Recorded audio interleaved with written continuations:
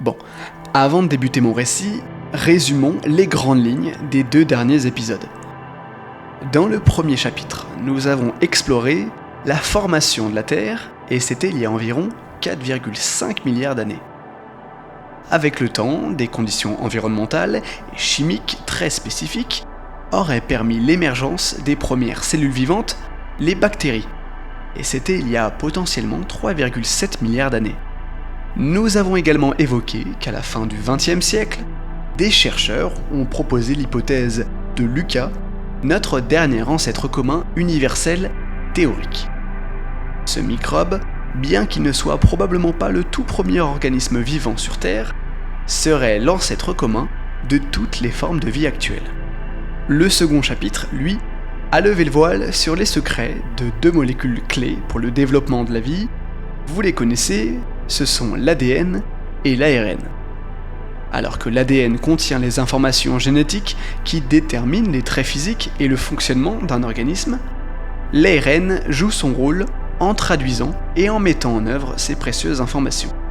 Et enfin, nous avons clôturé ce parcours en nous penchant sur l'arbre du vivant, dont la vaste diversité se répartit en 3 grands domaines, les bactéries, les archées et les eucaryotes, parmi lesquels se trouve le règne animal.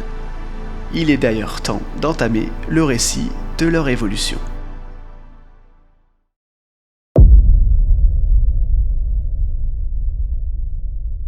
L'histoire de notre planète est un trou noir dont nous avons, au fond, si peu de matière. À côté, l'odyssée humaine paraît presque imperceptible, tant elle est brève et condensée. Alors pour prendre conscience de notre place minuscule, imaginez que les 13,8 milliards d'années de l'univers soient réduits en une seule et même année. Dans ce scénario, la vie d'un être humain ne durerait qu'un 1/6 de seconde. Pour comprendre qui nous sommes, il faut remonter aux origines des origines, comme on remonte à contre-courant un fleuve pour y trouver sa source.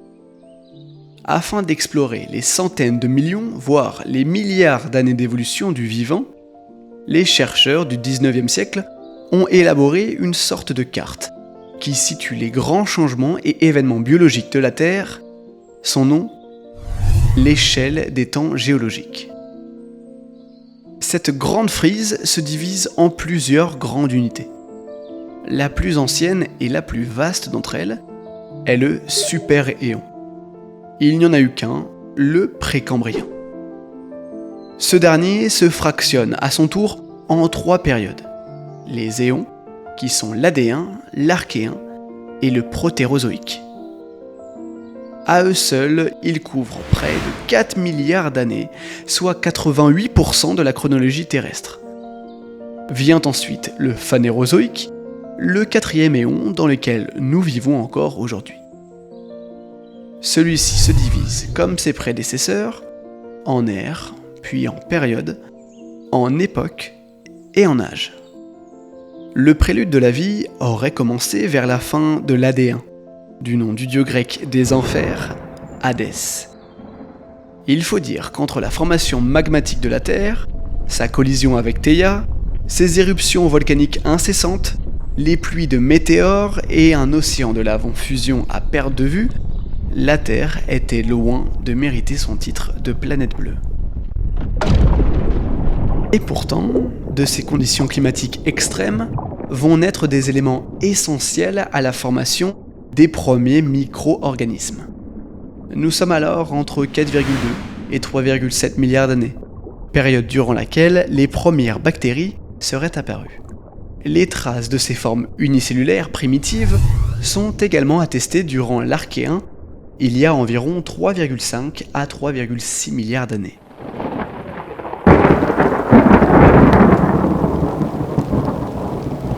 Dans l'épisode précédent, nous avons parlé des stromatolites.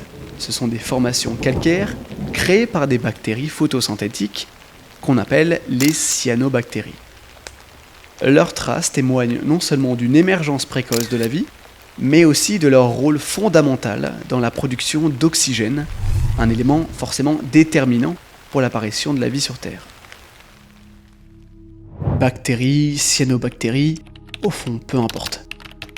Ce qu'il faut savoir, c'est que ce sont les prokaryotes qui seraient les premiers organismes à se développer sur Terre. Mais alors quand est-ce que ces prokaryotes ont cessé d'être les seules formes de vie dominantes ? En 2008, des fossiles d'organismes plus complexes ont été découverts au Gabon. On les appelle les eucaryotes, et ils seraient apparus il y a environ 2,1 milliards d'années. Et ce, à partir d'une lignée de micro-organismes simples, les archées. Cette diversité du vivant, aujourd'hui, elle est reconnue comme foisonnante. Ça a même poussé les scientifiques à développer une nouvelle science pour mieux l'étudier. On appelle ça la taxonomie. Aujourd'hui, il existe deux systèmes principaux, la classification traditionnelle, créée par Carl von Linné au XVIIIe siècle, et la classification phylogénétique, plus moderne. La classification linnéenne. C'est un système qui regroupe les êtres vivants selon leurs caractéristiques physiques observables. On les classe en fonction de leurs différences et de ce qu'ils ont en commun, un peu comme des poupées russes, en partant du plus large, le règne, jusqu'au plus précis, l'espèce. Les trois plus grandes catégories sont les domaines, avec les archées, les bactéries et les eucaryotes. À l'intérieur de chacun de ces domaines, on trouve des groupes de plus en plus spécifiques, et chez les eucaryotes par exemple, il y a 4 règnes. Les champignons, les végétaux, les protistes et les animaux. Ensuite, on descend vers les embranchements, puis les classes, les ordres, les familles, les genres, et enfin, on l'a dit, la plus petite catégorie, celle des espèces. Mais en 1950, grâce aux avancées de la génétique, le biologiste allemand Willy Hennig jette les bases d'une nouvelle méthode de classification plus précise et objective. La classification dite phylogénétique va bien plus loin que les simples différences physiques. Elle regroupe les êtres vivants en clades. Et pour cela, elle se base sur des attributs génétiques hérités d'un ancêtre commun. Imaginez un arbre immense et luxuriant où chaque branche représente une lignée d'espèces. En remontant des cimes jusqu'aux racines, on découvre que tous les êtres vivants, d'où qu'ils viennent, partagent des origines communes. Et c'est sur ces bonnes paroles que notre histoire commence.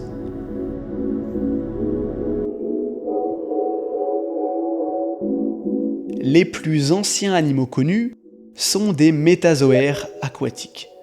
On en retrouve certains dans les schistes d'Ediacara, en Australie. On pense que les premiers écosystèmes complexes ont vu le jour il y a environ 635 à 541 millions d'années, pendant la toute première période du Précambrien. L'oxygène y était encore assez faible. Il semble même qu'elle aurait tendance à diminuer. Sans doute les prémices de la première des extinctions de masse. Dans les océans, l'instabilité des conditions climatiques et environnementales ont forcé la vie primitive à s'adapter en conséquence. Ainsi, la plupart ont des corps mous. À l'époque, il n'y avait pas de prédateurs, donc pas besoin de carapace pour se protéger. L'eau était riche en nutriments, mais pauvre en oxygène, ce qui avantageait les organismes mous capables d'absorber directement ce dont ils avaient besoin. À cela s'ajoute le manque d'énergie et de calcium disponible pour croître. Mais alors, qui sont-ils ? Eh bien, on retrouve notamment des formes en éventail ou en anneau, comme Kimberella, des formes en feuilles ou en coussin, telles que Charnia ou Rangea, ainsi que des formes en coquille, comme Charniodiscus. On y trouve aussi des formes vermiformes, comme Dinkinsonia et Sprigina. C'est également possible qu'il y ait des méduses primitives et des anémones de mer, que l'on groupe d'ailleurs parmi les cnidaires. On y observe aussi l'un des plus anciens animaux mobiles que nous connaissons à ce jour. Désolé, je vais écorcher son nom, mais c'est comme ça. Ylingia spiciformis. Les chercheurs ont découvert des traces de ces déplacements, ce qui montre que cet animal de 27 cm était capable de ramper. On pense même qu'il pourrait être un ancêtre des insectes ou des crustacés, comme les crevettes et les homards. Mais hormis la faune des Diacara, de récentes découvertes, comme celle faite par la professeure Elizabeth Turner, démontrent que les éponges étaient déjà présentes il y a environ 890 millions d'années, une époque où la vie microbienne et bactérienne prédominait encore.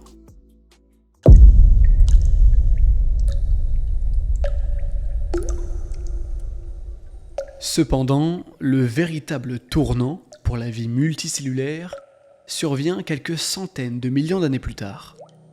C'est alors qu'apparaît une incroyable diversité de formes complexes, au point que certains chercheurs qualifient cette période d'explosion cambrienne.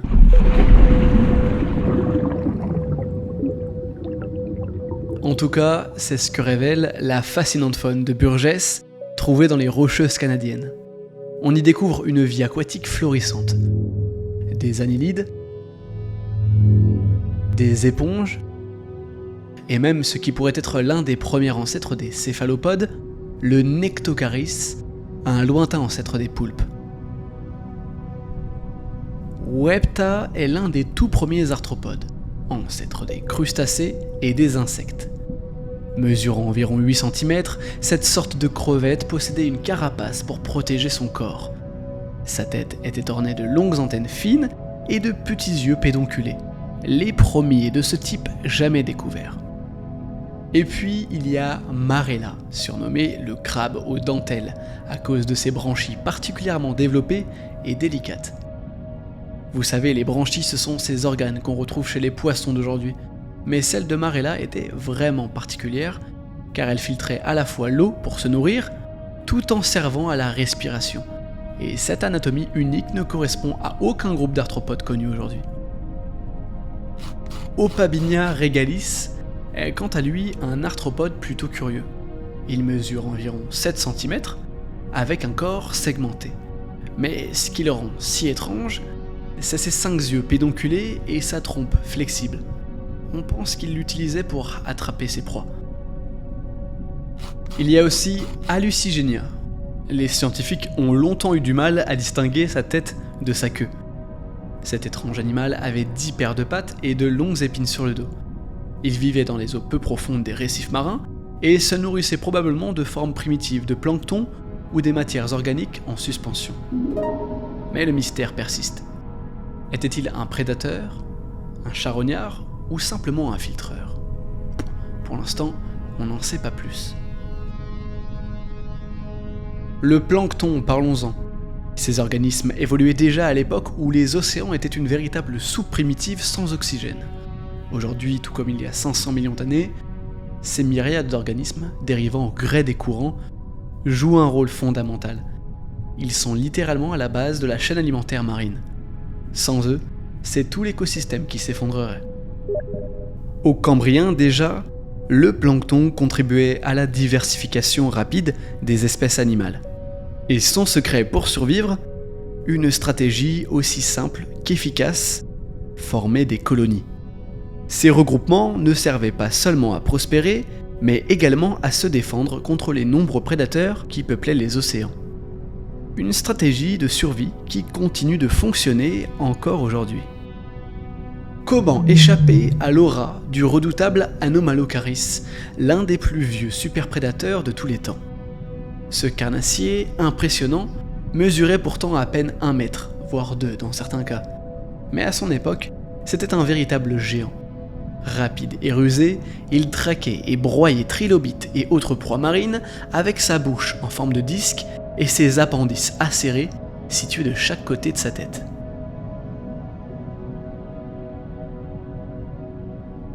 Maintenant, parmi les autres découvertes, une espèce primitive de cordée attire notre attention.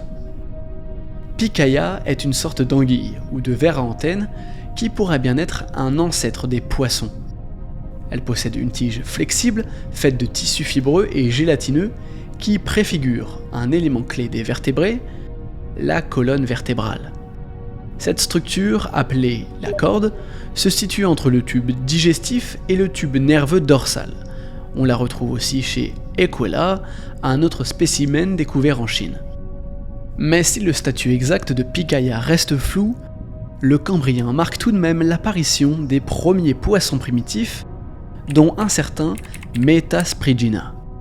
Ce petit nageur sans visage, d'à peine 1 cm, ne ressemble pas vraiment à nos poissons actuels, mais ses arcs branchiaux le classent déjà tout de même parmi eux.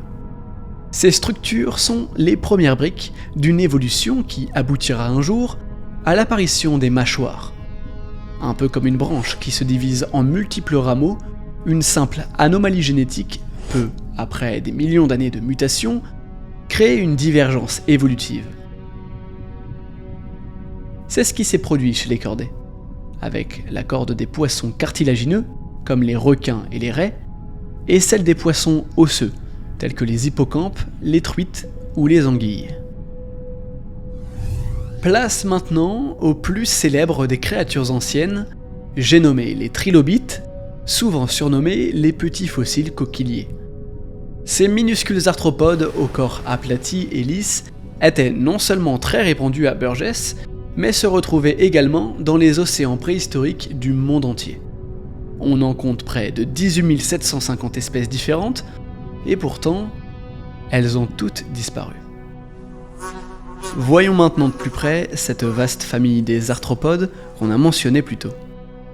D'abord, sachez qu'ils sont tous des invertébrés. Autrement dit, ils n'ont pas de colonne vertébrale. Aujourd'hui, ils intègrent les araignées, les insectes, les crustacés et les mille-pattes.